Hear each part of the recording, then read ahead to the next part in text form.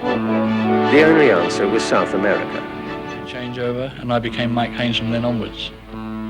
He went ashore as a visitor, and I stayed on as a passenger.